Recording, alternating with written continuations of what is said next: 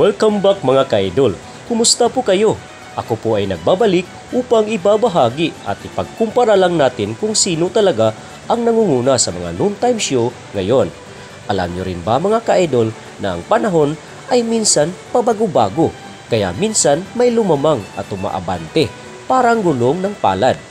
Huwag mag-alala mga ka-idol dahil ipapakita ko sa inyo kung ano talaga ang tunay na mga datos mula sa bawat channel ng mga noontime show.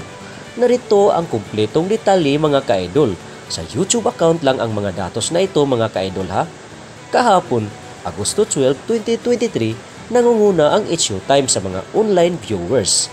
Ngayon naman, Agosto 13, 2023, ang AET ay nakakuha ng 148,000 na total views pagkatapos ng programa sa isang oras lang ang nakaraan. At ang It's Showtime naman, pagkatapos ng kanilang programa, ay nakapagtala din ng 91,000 total viewers. Samantalang ang Itbulaga naman ay nakapagtala ng 20,000 lamang ang nakuhang online viewers. Nagpapatunay lamang ito na nangunguna na ang AET. Pumapangalawa naman ang It's Showtime. Nasa pangatlong pwesto pa rin ang Itbulaga na may pinakamababang online viewers. Ang datos na ito ay makikita sa kanilang tig-iisang YouTube account sa magkaparihong oras. O ano mga ka-idol, yan lang po muna ang mga kaganapan sa araw na ito.